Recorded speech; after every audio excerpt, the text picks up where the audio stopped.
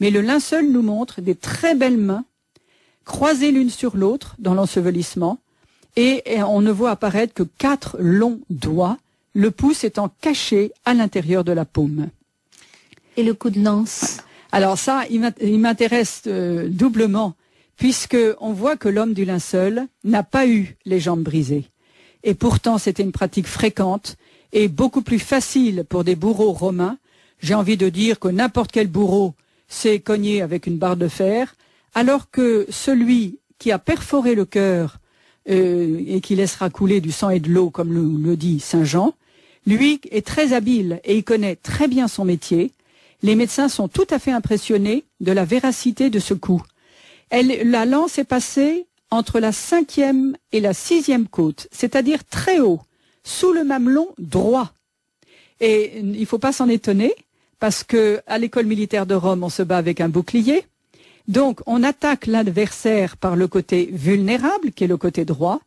Et comme le cœur est légèrement en biais, la lance va arriver perpendiculairement à l'oreillette droite, où le sang résiduel vient stagner quand la pompe du cœur a cessé de battre. Moyennant quoi, c'est parfaitement logique. La réserve de sang est là, elle s'écoule abondamment. Et j'ai appris, entre autres, que le sang d'un cadavre ne se coagule plus. Et voilà pourquoi les médecins nous disent le sang de la plaie du côté, c'est du sang post-mortel, alors que le sang des mains et des pieds, c'est le sang de quelqu'un de vivant. Il n'a pas la même consistance, ni la même capacité de se coaguler.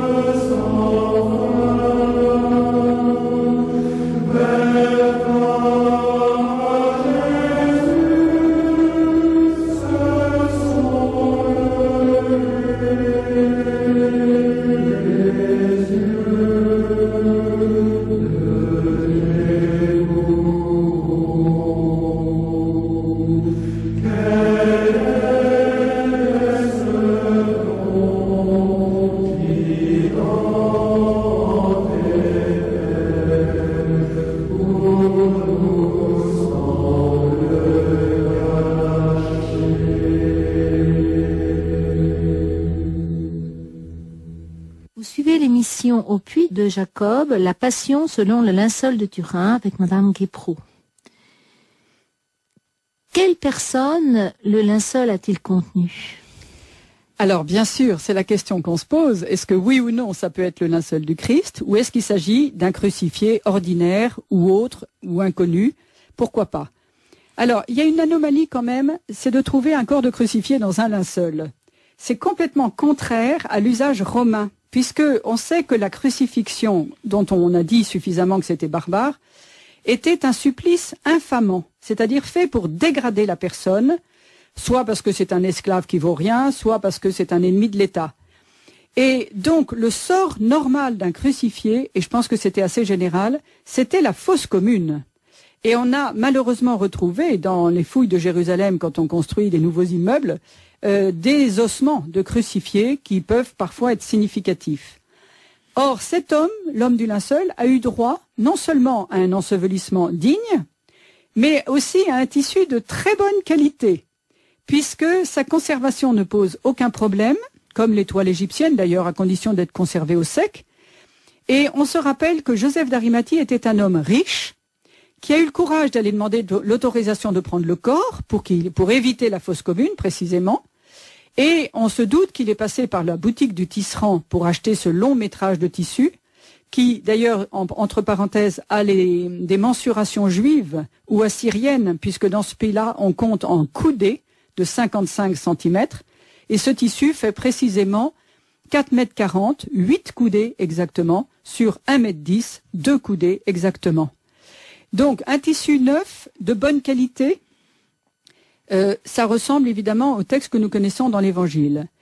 L'homme du linceul est un homme très impressionnant de majesté. 1,80 m, une barbe à deux pointes, une moustache, d'une longue chevelure.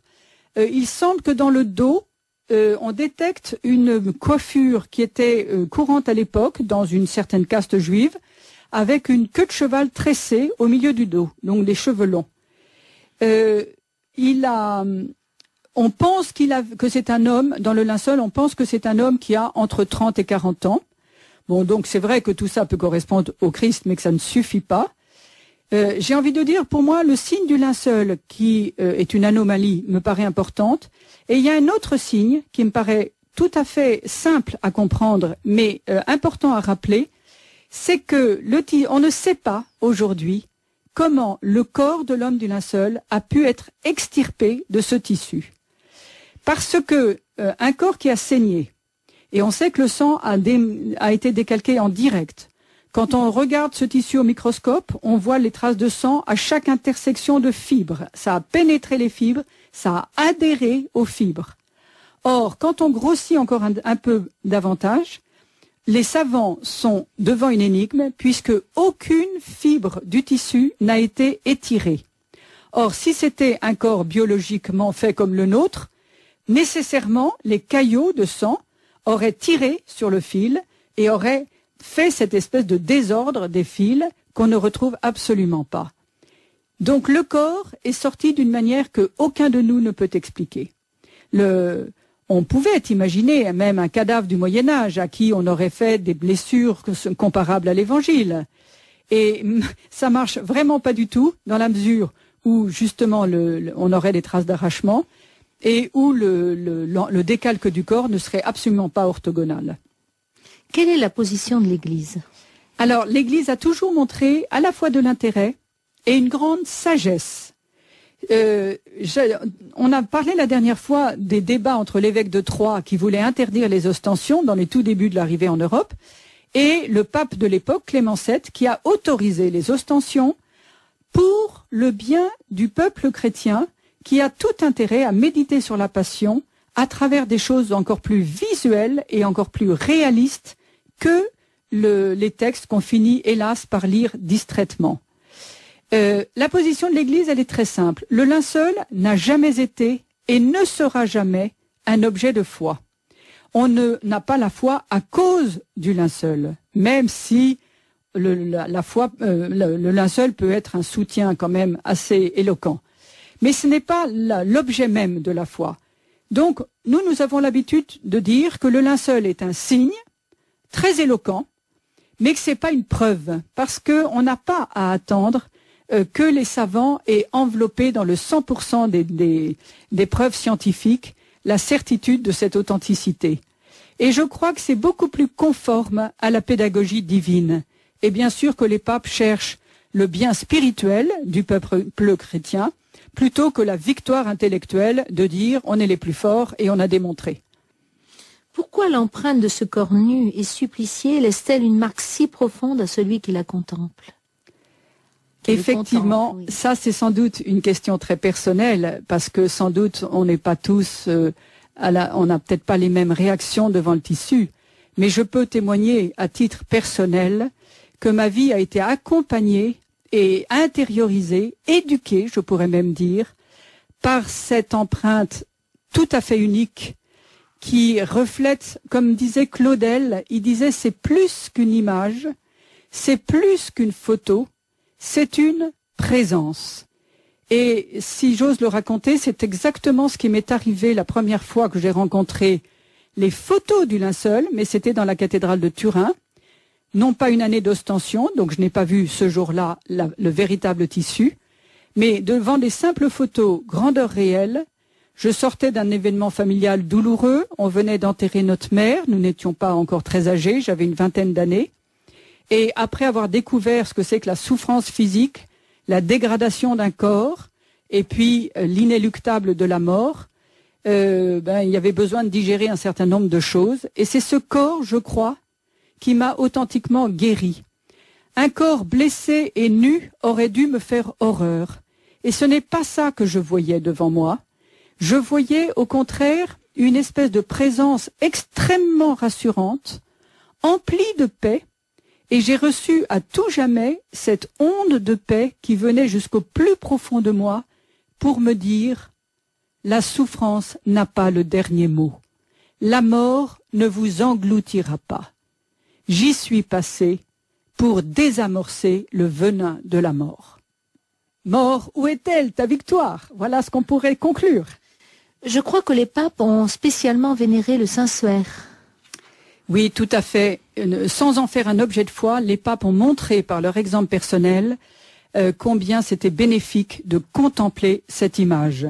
Je pense à la phrase de Paul VI qui dit « Le visage du Christ, qui est imprimé sur le suaire de Turin, nous est apparu si vrai, si profond, si humain et divin, que nous l'avons admiré et vénéré comme aucune autre image. » Je trouve que c'est très beau, si humain et divin. Et voilà. Vrai Dieu et vrai homme. Tout à fait. Et Jean-Paul II va dire dans un texte qui est pour moi un modèle, qui est sa méditation de 1998 devant le linceul, l'image a un rapport si profond avec ce que racontent les évangiles que tout homme sensible se sent touché intérieurement lorsqu'il la contemple. Et c'est donc Jean-Paul II qui parle de miroir de l'Évangile et qui va nous dire « Ce qui compte surtout pour le croyant, c'est que le Saint-Suaire est un miroir de l'Évangile. Dans le Saint-Suaire se reflète l'image de la souffrance humaine, de la souffrance de l'innocent de tous les temps, victime de la torture, etc. Et il nous invite à redécouvrir l'amour de Dieu, mais aussi le péché de l'homme, qui, dit Jean-Paul II, est le plus grand malheur de l'histoire. Et enfin, il continue par une expression qui me reste très, très présente. Le Saint-Suaire est aussi l'image d'une impuissance, l'impuissance de la mort, par laquelle se révèle la conséquence extrême du mystère de l'incarnation. J'ai envie de rapprocher ça de fameux textes de Saint Paul. Vous savez, dans l'Épître aux Philippiens, chapitre 2, « Il n'a pas gardé jalousement le rang qui l'égalait à Dieu. Il s'est abaissé dans la condition humaine. Il s'est anéanti dans la mort et dans la mort de l'esclave. C'est pourquoi Dieu l'a élevé, afin qu'au nom de Jésus, tout genou fléchisse et que toute langue proclame Jésus-Christ est Seigneur. » Eh bien, cette descente terrible, qu'on appelle la kénose en termes savants, mais qui est donc l'abaissement du Christ, qui est tellement impressionnant dans cette passion, eh bien, bien sûr, suivi du relèvement de la résurrection, qui relève l'humanité entière, il est vraiment venu jusqu'au fond du trou pour relever cette humanité qui n'en peut plus. Et pour moi, c'est vraiment là le cœur de la foi. Et je remercie le linceul de m'avoir conduit sur ce chemin. Les études scientifiques pourront-elles démontrer que l'homme du linceul est ressuscité? Ah, alors, je crois qu'on est dans deux domaines différents et que je n'attends personnellement pas du tout la preuve de dernière minute qui pourra faire crier victoire, parce que je crois que j'ai suffisamment de convergence de signes pour, personnellement, la conclusion que je tire de tout ce que je connais, c'est le linceul ne peut pas ne pas être le linceul du Christ. Mais c'est une sorte de preuve en creux, comme le linceul lui-même est imprimé en creux. Et si on avait une preuve scientifique, une démonstration tonitruante, il me semble qu'on ne serait pas dans le schéma de la pédagogie divine, qui veut nous laisser cette liberté, cette dignité de faire le pas de la foi. D'une certaine façon,